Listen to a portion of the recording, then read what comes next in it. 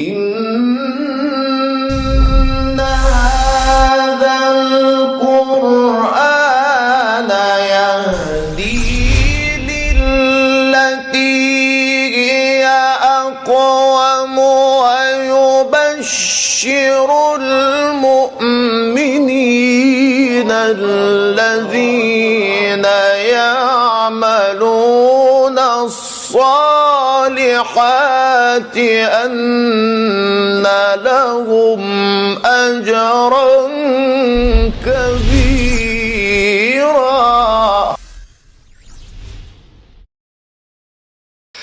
الحمد لله والشكر لله والثناء لله والصلاة والسلام على رسول الله وعلى آله وأصحابه ومن والاه وبعد. أعوذ بالله من الشيطان الرجيم. بسم الله الرحمن الرحيم. اقرأ باسم ربك الذي خلق خلق الإنسان من علق اقرأ وربك الأكرم الذي علم بالقلم علم الإنسان ما لم يعلم. صدق الله مولانا العظیم. به نام پروردگار جان آفرین، عرض سلام و درود خدمت شما پدرها و جوانان و نوجوانان عزیز. سوره مبارکه اقرا، جلسه دوم. یکی از اسماء این سوره علق که اشاره به سر و رمز آفرینش انسان و بشر داره. البته لطیفه های بسیار عجیبی در این سوره مبارک نهفته است که ما در حد توان بشری کوشش میکنیم به برخی از اون نکات تماس بگیریم. انسان در دنیا به شکل زندگی میکنه که علما میگه گویا در یک بحر باشه. یعنی انسان در دنیا نیست، در یک بحر است، در بحری است که شناور است. انسان وقتی زیاد خسته و مانده میشه، ذله میشه، دست و پای شل میشه، خطر عزیز که بحر ایره چی کنه؟ ببلعه. برای نجاتش لحظاتی با در یک باغی، در یک سایه درختی پناه میبره. اون سایه درخت چی است؟ علقات ذکر و علم است. یعنی انسانی که همچنین حلقات و همچنین جلسات نداره، بخواه نخواه شیطان او را به حلقوم خود میبره. نبی کریم علیه السلام هر بار که صحابه را میدید یک جمله میگفت: اذا مررتم بریاض الجنه فارتعوا، اذا مررتم بریاض الجنه فارتعوا. وقتی شما از باغچه جنت تیر شدین بشینین، در اونجا مجلس کنین. صحابه پرسید: و ما ریاض الجنه یا رسول الله؟ علیه السلام امیر ریاض الجنه چی است؟ باغچه جنت چی است؟ قال: حلق العلم، حلقه علم و درس. و فی روایت حلق الذکر، در روایت دیگه حلقه ذکر است. حلقه ذکر و حلقه علم را باغی از باغهای جنت پیغمبر علیه السلام معرفی میکنه که انسان از خستگی های نفس، از خستگی های شیطان، از این مبارزات به این حلقه پناه میبره و تا نجات پیدا بکنه. و ارزش این حلقه را پیغمبر میگه شما در قبر درک میکنین، در میدان محشر درک میکنین که وقتی در ترازوی اعمال و در میزان اعمال شما گذاشته میشه، بعد از او اشکایتان میریزه که کاش یک لحظه هم ما از این حلقات دور نمی بودیم. به هر صورت کلمه ذکر و یاد خدا، حلقات درسی در قرآن کریم به حد تکرار شده است. تنها واژه ذکر 480 مرتبه در قرآن استعمال شده و امر شده. 480 بار امر شده. و کل امر محمول علی الفرائض، هر امر محمول به یک فرض است. هیچ کس گفته نمیتونه که از اول تا آخر قرآن بخوانم. خدا گفته مردم نماز فرض است بخوانین. این تو کلمه را کس پیدا کرده نمیتونه. روزه فرض است، گفته اقیم الصلاه، نماز بخوانین، امر کرده خلاص. زکات بتین، امر کرده. 480 بار امر کرده ذکر کنین، الله را یاد کنین، خدا بگوین، سبحان الله بگوین، الله اکبر بگوین. اذکر اسم ربک و تبتل الیه تبتیلا، یاد بکنین نام الله را و از غیر خدا جدا شوین. و تبتل الیه، انقطع انقطاعا شدیدا، یعنی از غیر خدا کاملا جدا شین، انقطاع پیدا کنین. وقتی با خدا وصل میشین دیگران را دور پرتین. ما وقتی تکبیر تحریمه میگیم در نماز، تحریمه چی معنا؟ غیر خدا حرام است بر ما، فقط خدا در نماز. نه درباره چیز فکر میکنیم، نه درباره چیزی حرف میزنیم، نه درباره چیزی حرکت میکنیم، نه میخوریم نه مینوشیم، فقط غیر خدا حرام است بر ما. و این آیه مبارک هم میگه غیر خدا را قطع کنین. و من اعرض عن ذکری، و کسی که از یاد ما اعراض بکنه و پشت بته، فان له معیشة ضنکا، برای از او زندگی تلخ و زندگی ذلتبار، زندگی پر مشقت، زندگی که سراپا در مضیقه قرار بگیره. در دنیا برش میتیم انسان ذلیل، انسان پست. و نحشره یوم القیامت اعما، در آخرت کور حشرش میکنیم. کسی که از یاد ما رو بگردانه، ما را یاد نکنه. به هر صورت 5 آیه اول این سوره طوری که در جلسه گذشته اشاره شد در غار حرا شرف نزول یافته. از حیث آماری و عددی هم این 5 آیه عجیب است که انشاءالله اشاراتی می داشته باشیم. دیگه خود کلمه اقرا فعل امر است که مفعولش مجهول است و هر کلمه‌ای که مفعولش مجهول باشه افاده عموم را میکنه.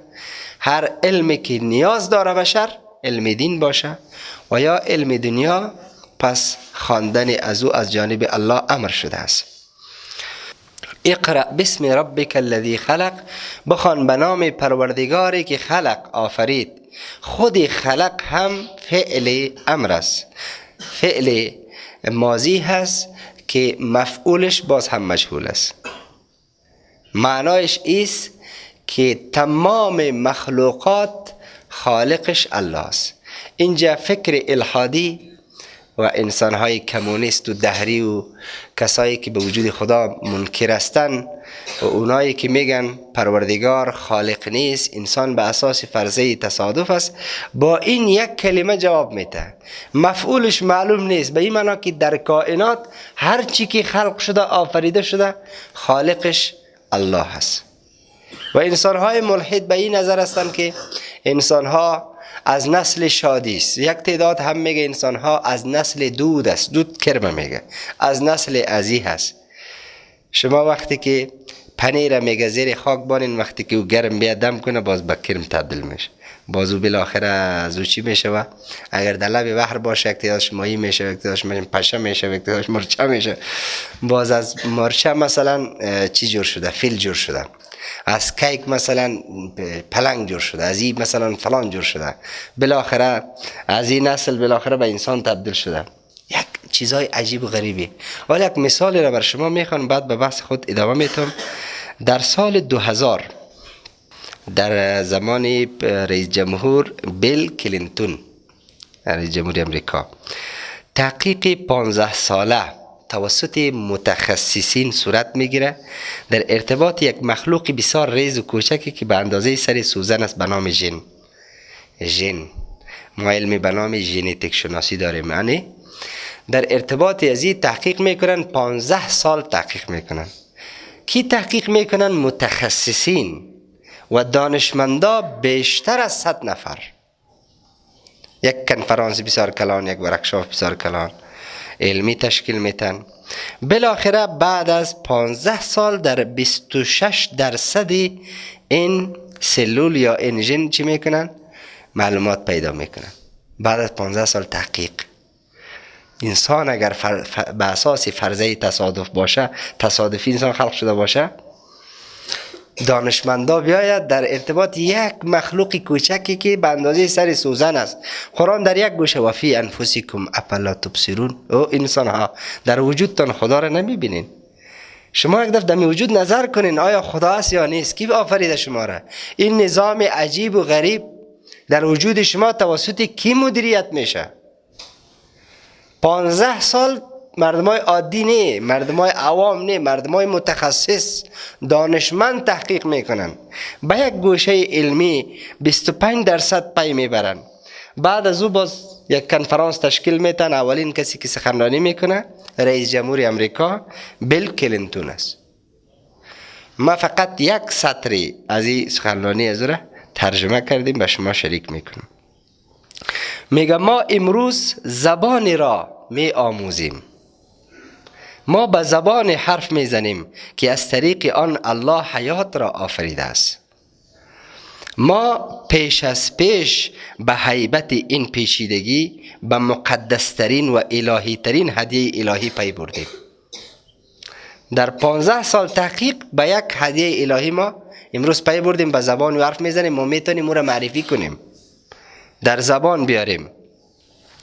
رئیس این اجتماع و این پروسه تحقیقی فرانسیس کالین کسی است که 26 سال خودش ملحد بوده، 26 سال مرتد بوده، به وجود خدا قائل نبوده. بالاخره بعد از تحقیق زیاد به وجود خدا پی میبره و این انسان الله را قبول میکنه. بعد در رأس اینمی مؤسسه قرار میگیره. این چی میگه؟ میگه درک این موضوعی که ما توانستیم در یک نگاه به کتاب راهنمایی خود نظر بیاندازیم که فقط خدا قبلا از او آگاه بود. ما به این تو یک علم یک کمی نظر انداختیم بعد از 15 سال تحقیق که تا هنوز هیچ کس جز خدا نمیفهمید. برای من میگم موجب تواضع و عظمت الهام بخش است. ما شما در قرآن یک آیت داریم انما یخشی الله من عباده العلماء، یگانه گروهی که بعد از تحقیق از خدا میترسه علماست. میگه آل به هیبت پروردگار پی میبرم و سرم به تواضع میره، به سوی خدا به سجده میره.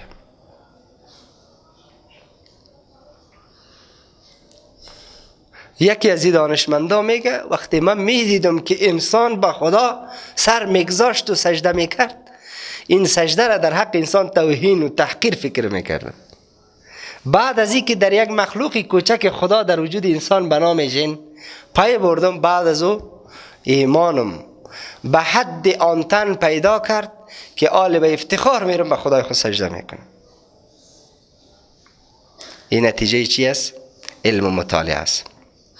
زمانی که به این حقیقت نگاه میکنیم، در حالی که نمیتونیم وجود یک طراح فوق العاده هوشمندانه را در وجود خود نادیده بگیریم، پس چطور امکان داره که ما از وجود خالق جبار انکار کنیم؟ این سخن این دانشمند است. بعد از 15 سال تحقیق پی میبره که به یک جزء کوچک انسان علم چی میکنه؟ پی میبره.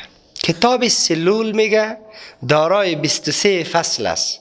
این هم به اندازه یک سر سوزن دارای 23 فصل است که به نام کراموز نامیده میشه. هر فصلش شامل هزاران داستان که جن نامیده میشه. هر داستان از پاراگراف های به نام اکسون تشکیل شده. هر پاراگراف از کلماتی تشکیل شده به نام کدون. هر کلمه از حروفی تشکیل شده به نام 20 نامیده میشه. مثل یک کتاب چند جلدی و چند فصلی. در این کتاب سلولی که بیشتر از 1 بیلیون کلمه داره. بیلیون، میلیارد نه، بیلیون کلمه داره. یک مخلوق بسیار ریز و کوچک. بعد از 15 سال تحقیق پی میبرن که در وجود انسان وجود داره و در داخل از این میلیون ها و بیلیون ها حرفی وجود داره، کلمه وجود داره، سر و رازی وجود داره. پس اگر در حجره انسان تحقیق کنه، یک دانشمند 80 سال میگه من در حجره تحقیق کردم، بعد از اینکه در سوئیس زندگی میکنه، بعد از اینکه میگه من مسلمان شدم، دلیل اسلام خود امیرم بیان کردم که در مغز انسان حجره وجود داره. من بعد از اینکه از فاکولته فارغ شدم تخصصم در جراحی عمومی بود، بعد تخصص خود در جراحی اعصاب گرفتم، بعد از اون در حجره گرفتم. بعد از بسیار تحقیق به این حقیقت پی بردم که حجره انسان میلیون ها تریلیون حجره وجود داره در مغز انسان. یک حجره گفت مثل شهر سوئیس است. ما 15 سال در این شهر میگه زندگی میکنم، حالی هم شهر صحیح بلد نشدیم. یک حجرهش به اندازه شهر سوئیس است، در حالی که میلیون ها تریلیون حجره در مغز انسان وجود داره. و فی انفسکم افلا تبصرون. به هر صورت اقرا یکی از بزرگترین امتیاز اسلام است، دینی که با علم آغاز میشه، نه به زور شمشیر. در طول تاریخ گوهربار نبی علیه السلام و یاران جان نثارشان که جهان فتح کردن تعداد کشته ها از 1000 بیشتر نیست. دینی که با شمشیر نه، با کلمه اقرا آغاز میشه. دینی که در او کشته شدن نیست، در او غل و غم نیست، ابتدا به جنگ هم نیست. یعنی اسلام به کس اجازه نمیده که ابتدا تو آغاز کنی. و هم بدأوکم اول مره، ایشان میگه اول آغاز کردن. خدا میگه شما اول آغاز نکردین، دشمنای شما اول بالای شما آغاز کردن. فقط شما حق دفاع از خود داشتین. اقرأ، بخوان بسم ربک، به نام پروردگاری که آفرید. کلمه بسیار جوهری و لطیفه‌ای که در این کلمه اقرا وجود داره، اگر ماها تفسیر شود قشدا نمیشه. علما میگه دنیایی که امروز به قهقرا روان است، به سقوط روان است، اقرا بسم ربک نداره. اقرا بسم لذاتی، اقرا بسم الدنیا، اقرا بسم المال، اقرا بسم الپول و امثال از ایناست. هدفش از خواندن پول، هدفش از خواندن لذات دنیا. اگر تمام دنیا با این کلمه اکتفا کنه که به نام خدا شروع میکنیم، با علم خداشناسی آغاز کنین، بعد برین به علم مخلوق که ما دیروز خواندیم که 3 نوع علم داریم، دنیا از شکست و از سقوط نجات پیدا میکنه. امروز بسیار علومی وجود داره که ما میخوانیم، بشر میخوانه، تخصص حاصل کرده، ولی باز هم به سقوط و قهقرا روان است. مشکلش ده ایست که به نام خدا شروع نمیکنن.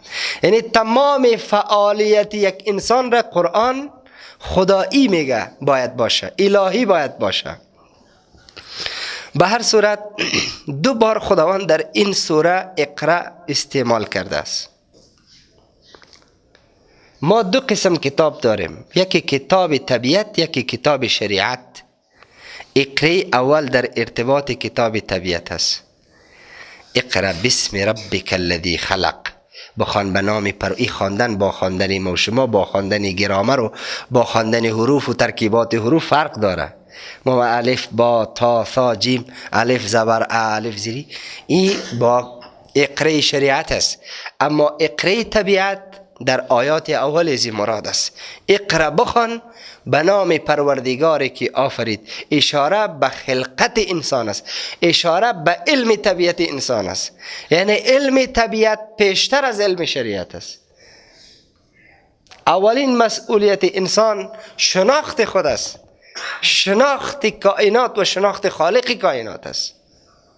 اول باید بفهمیم که ما کی هستیم، از کجا آمدنم بهر چی بود، به کجا میروم آخر، نه نمایی وطنم.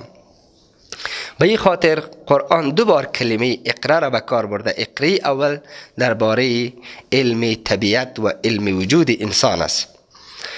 در تمام جزیره عرب 17 نفر باسواد بودن. چقدر نفر؟ 17 باسواد داشت. در همچون یک جزیره اولین پیام 2 بار اقرا داره، 2 بار بخوان. به این معنا پیام برش میده که بعد از این به جای جهل حرف اول خواندن میزنه. حرف اول از قلم است، حرف اول از علم و فرهنگ است، از دانش و مطالعه است. با جهل دیگه کاملا ودا میگیم. اولین پیام 2 بار اقرا داره، 2 بار میگه بخوان. چرا؟ هیچ چیز بدون خواندن و روشنی علم و دانش امکان درک حقیقتش وجود نداره. نه نماز، نه زکات، نه هیچ کدامی از احکام شریعت و ارکان اسلام بدون علم و خواندن امکان فهمش وجود نداره. یک جمله بسیار جوهری که ما در خردی در مکتب میخوانیم، همیشه در زبان خود زمزمه میکنیم که به علم نتوان خدا را شناخت. واقعا جمله جوهری است. خب معلم این اقرا کیست؟ خالق کائنات. علما میگه هر انسان وقتی این جمله را بشنوه باید اشک بریزه، باید فخر کنه که معلم ما اولش خداست، اولین معلم بشر خداست. الله با ما میگه بخوان، خدا فعلا ما را تعلیم داده رئیس. الرحمن علم القرآن خلق الانسان علمه البیان. در هر جا معلم ما اول پروردگار ماست، دوم پیغمبر ماست، بعد دیگه معلمین، استادا و والدین و مادر و غیر ذالک است. پس این فخر امت اسلامی است که اولین معلم ما پروردگار است. نکته دیگری که در این 5 آیه اول وجود داره از حیث آماری و عددی جالب است. اگر شما به خاطر داشته باشین در سوره مبارکه فاتحه بسم الله الرحمن الرحیم از حیث آماری قدری باز کرده بودیم، 19 حرف داره و از حیث آماری سوره فاتحه هم 19 کلمه داره و بالاخره اولین آیه‌ای که نازل میشه 5 آیه اول هم 19 کلمه داره و در 95م سوره قرار داره. 95 سوره را که تقسیم بکنی 5 19 میشه، بازم به 19 تمام میشه. تعداد حروف این 5 آیه هم 95 است، باز هم که را تقسیم بکنی 19 به 19 تمام میشه. یعنی رابطه ریاضی و ساختار عددی از این 5 آیه هم جالب است. اولین پیام وحی الهی از منطقه نیست، از قوم نیست، از زبان نیست، از شعر و ادبیات نیست، از ذات پروردگار است، از خدا صحبت میکنه. ما یک علمی به نام الله شناسی به نام علم ربوبیت داریم. مشکل تواغیتی که در روی زمین گذشت، جبابره زمین، مشکلشان در اله نبود، معبود یکی است. همیشان همین مشرکین هم میگفت که اینمی بتا خدا نیست، لیقربونا الی الله زلفا، میگفت میخوایم با واسطه ازی به خدا برسیم، به خدا تقرب حاصل کنیم. مشکل تمام جامعه بشری و کفری در کلمه رب است. در قرآن کریم کلمه رب 980 مرتبه به کار رفته. کلمه رب که 2 بار با داشته باشه 20 بار که جمعاً 1000 بار در قرآن کریم کلمه رب استعمال شده. این اشاره به چی داره؟ اشاره به این داره که مدیر و مدبر، خالق و مربی کائنات فقط خداست. امروز اگر ما به این عقیده باشیم که غیر از خدا در زندگی ما دیگه کس هم میتونه مربی ما باشه، کارساز ما باشه، این و آن باشه که امروز هم بشر عقیده داره و باور داره، پس فرق بین فرعون و نمرود و شداد نیست. فرعون نمی گفت که من هیچ الهی را باور ندارم، می گفت رب را باور ندارم، رب من هستم، من میتونم بسازم، من میتونم فشارت پایین کنم بالا کنم. به نام اهرامات مصر، در مصر یک چیزی را ساخته 180 متر ارتفاع داره، 180 متر دیگه در زمین عمق داره، در حالی که یک چیز بسیار الهی، یک چیز بیفایده، فقط قدرت نمایی کرده، نشان من این کارا را میتونم. چیزای الهی، مردمای مظلوم بیچاره جمع کرده سرش، فقط به یک لقمه کار میکرده. به هر صورت کلمه رب را خداوند جل ذکره بعد از اسم از خلقت مقدم می سازه. به این معنی که ما 3 قسم توحید داریم: یک توحید الوهیت، توحید ربوبیت، توحید اسماء و صفات. توحید اسماء و صفات و توحید ربوبیت را در آغاز این سوره و در آغاز این سوره با عظمت قرآن کریم الله متعال ذکر میکنه. به این معنا که بعد از شناخت الله باید به شناخت رب بودن الله بپردازیم که مربی واقعی بشر، کارساز ما در دنیا و آخرت فقط پروردگار است. یعنی به معنی واقعی موحد واقعی شویم. امروز بسیار کسا هست الله را میپذیره، میگه خدا هست، لکن به جز خدا دیگران را هم مؤثر میدانه. اگر قضیه شرک و کفر و بت پرستی امروز بررسی شود، باور کنین به اصطلاح معاصر هیچ فرقی با عصر مشرکین نداره. دور قبرا میرن، دوره میزنن، مثلا علمی چیزای بس اصطلاحاتی به نام چلو، به نام الحاق و به نام چیزا، علمی اصطلاحاتی است که در دین در یک گوشه کم جای نداره. ایران میمی برای چی است؟ علم از کجا آمد؟ صحیح شد؟ روزای چهارشنبه میرن در قبرات چراغ روشن میکنن، زیارت ها را میرن سب گری کرده میرن و گری کرده میرن. این تو زیارت هاست که امکان داره اگر او را وزن کنی یا 20 سر گروهای از میاد، تیکای از میاد، ازش میخواه را رفته میکوبه. این چی بنا میده؟ بسیار اصطلاحات عجیب و غریبی در معاصر ما، اصطلاحات معاصر در کفر و شرک. نبی علیه السلام میگه شرک مثل دبیب و نمل، مثل مرچه های بسیار ریز است، بسیار کوچک در وجود انسان داخل میشه که انسان خبرم از اون نداره. پس به معنای واقعی خدا را بشناسیم. به حضرت ابن عباس نبی علیه السلام میگه و اذا سألت فاسأل الله و اذا استعنت فاستعن بالله. وقتی چیزی میخواستی چیزی میگه، بسیار چیزی کوچک، یک سوزن میخواستی و من در دکان میریم از دکان میخریم یک سوزن، یک رپر 2 تا سوزن میته، خو میره میگه اول از خدا بخوای باز برو از دکان بخوای. و اذا سالت، کوچکترین چیز میخواستی، بزرگترین چیز میخواستی، اول از خدا بخوای. و اذا استعنت فاستعن بالله. وقتی کمک میخواستی، نیازی را میخواستی دفع کنی، مشکلی را میخواستی دور کنی، از خدا بخوای. فعلم لو اجتمعت الارض كلها، بدان اگر کل روی زمین جمع شوه، علی ان یضروک بشیء، بخوای یک کمکی وری به تو ضرر برسانه، لم یضروک بشیء الا كتب الله لك، هرگز نمیتونه برای تو به اندازه یک سری سوزن ضرر برسانه که خدا در حق تو نوشته نکرده باشه. باز میگه بدان بچگکم، حضرت ابن عباس حبر امت لقب داره، آدم کوچک نیست، حبر است، حبر در علم شریعت، در علم دین، در علم فرهنگ، در تفسیر، در فقه، در حدیث، حبر است، بحر امت است.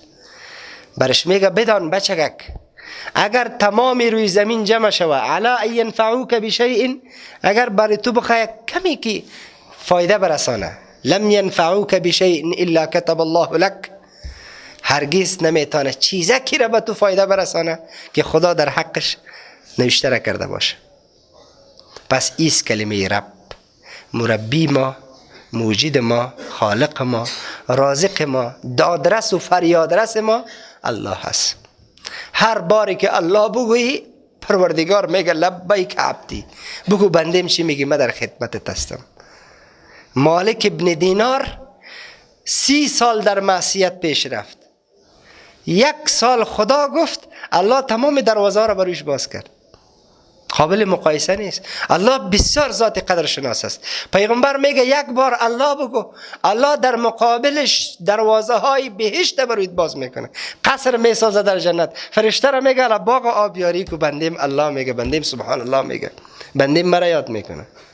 پس چرا ذات مهربان، ذات مقتدر، ذات توانا را بریم دنبال یک انسان مرده؟ همین که زنده هستم به تو خیر رسانده نمیتونم، باز مردم به تو خیر میرسانم. خوب انسان مرد، بله میتونیم در حقش دعا کنیم، از او عبرت بگیریم، بریم برش سلام و پیام بدیم، دعا و مغفرت و بخشش کنیم. از این بیشتر خود ما حق نداریم. یک کس میگه در قبر طواف میکرد، یک عالم استادش کرد، گفت جوان یک سوال کنم. گفت چرا اینجا طواف میکنی؟ گفت خبر نداری؟ این بسیار بزرگ آدم است. گفت بسیار بزرگ ولو پیغمبر علیه السلام باشه. خب 5 سوال است تو میگه. سوال اول همی که آیا خدا بسیار نزدیک است یا همین آدم به تو؟ جواب چیست؟ یک دیوانه را پرسان کنی، جواب همیست که خدا به ما نزدیکتر است. بله، و نحن اقرب الیه من حبل الورید، ما از مشارک گردن به تو نزدیکتر هستم، از خودت به تو پیش هستم. خب سوال دوم، آیا خدا زیاد دوست داره همین آدم تره؟ بله، پیغمبر علیه السلام میگه الله محبت 1000 تقسیم میکنه، یک تقسیم به بشر میتن، 999 را به خود میگیره. الله هر بشر از خانوادهش، از خودش 999 چند دوست داره. گفت خدا زیاد مرا دوست داره. گفت صحیح. گفت خدا زیاد توانا است یا همی بزرگ؟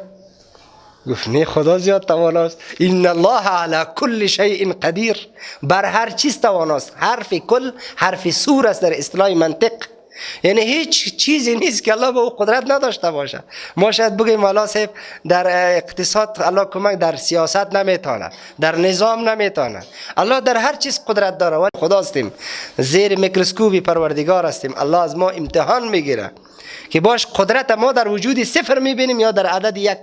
تمام قدرت های دنیا را اگر به یک لین ارتباط بدی، به یک فشار منفجر بکنی، با خدا قسم در مقابل یک صدای جبرئیل حیثیت صفر داره. با یک صدا قوم عاد را نابود نکرد، قوم ثمود را نابود نکرد. با یک صدا یک چیخ میزنه، زیاد گپم نمیگه. یک مخلوق خدا در مقابلش کل زور و قدرت ما صفر است. پس امروز الله ما را امتحان میکنه که قدرت در وجود کی میبینین؟ در عدد یک میبینین یا در صفر میبینین؟ ان الله علی کل شیء قدیر. بلی گفت خدا زیاد توانا هست. خو سوال چهارم گفت خدا زیاد میشنوه یا می آدم؟ نه، گفت خدا زیاد میشنوه. انه هو السمیع البصیر. الله او نیک شنوا و داناست. گفت الله زیاد میبینه یا امی آدم؟ گفت نه، خدا زیاد میبینه. گفت همی جواب تو میدی؟ بله یاز خدا. آیا به این گفتار اگر ایمان داشته باشی کلید جنت در دستان توست. این 5 جمله را که تو جواب دادی اگر به این ایمان و باور داشته باشی کلید جنت پیش توست. پس هر چی میخواین اول از خدا بخواین. خدا از همه مهمتر خوش میشه با خواستن ما و در کنارش بزرگترین عبادت است و در کنارش ایمان به توحید ربوبیت است. الله هم معبود ماست، هم مربی ماست. رزق میته، روزی میته، مشکل ما را حل میکنه، مرض ما را شفا میته، درد و مشکلات از ما دور میکنه، زندگی ما را خوب میسازه، سعادت دنیا را، سعادت آخرت نصیب. اینا ارتباط به کلمه رب داره که 1000 بار در قرآن کریم الله از این کلمه استعمال میکنه، ولی مضاف است. نکته جالب همی که مضاف است با کلمه دیگه. این کارا را ما کردیم. رب السماوات والارض، پروردگار آسمان و زمین، رب الملکوت، رب الجبروت، خالق کائنات، خالق زمین، خالق آسمان، خالق کهکشان ها، خالق اجرام سماوی. به هر صورت پروردگار جل و علا در این سوره در 5 آیه اولش میلیون ها جلد کتاب اگر نوشته شود باز مقی زیاده نمیشه. اقرأ، بخوان. مراد از این خواندن الفاظ نیست، یادتان باشه که پیغمبر گفته باشه این الفاظ و کلمات بخوان. اینجا مراد از فهمیدن، پی بردن حقیقت است. پی ببر به حقیقت آفرینش. چون مشرکین در اوایل میپذیرفت که خالق الله است اما رب نمیدانست، کلمه رب قبول نداشت، اله را قبول داشت. به این خاطر الله کلمه خلقه را مقدم میسازه بر علقه.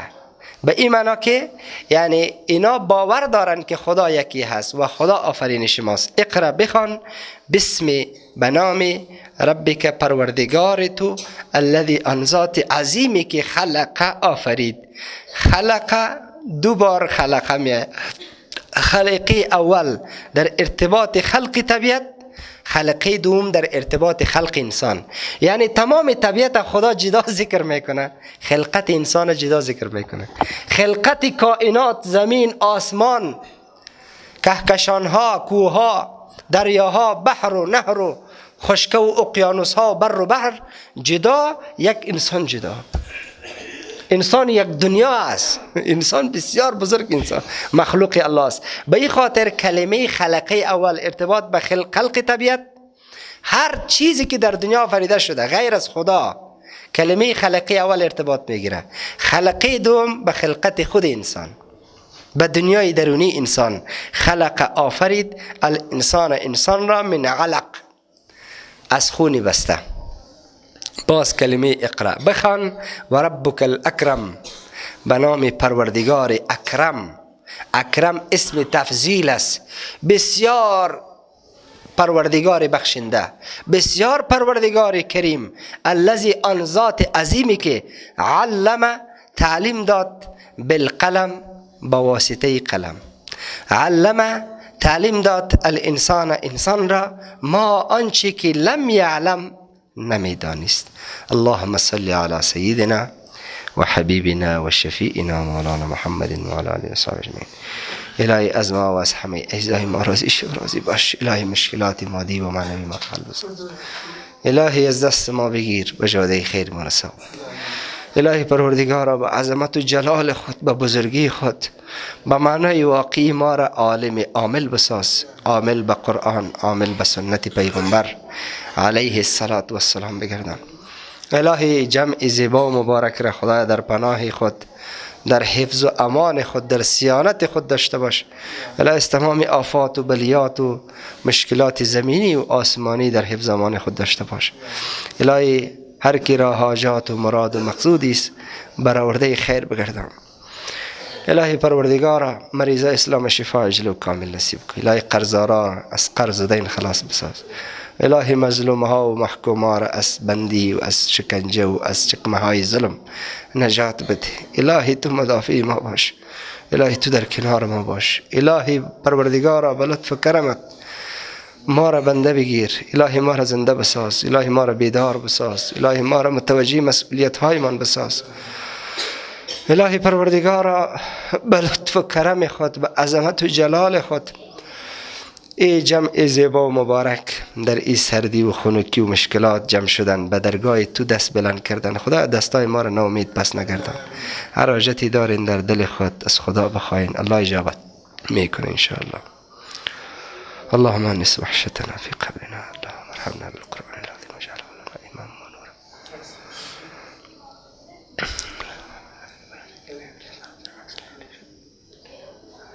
لا اله الا انت.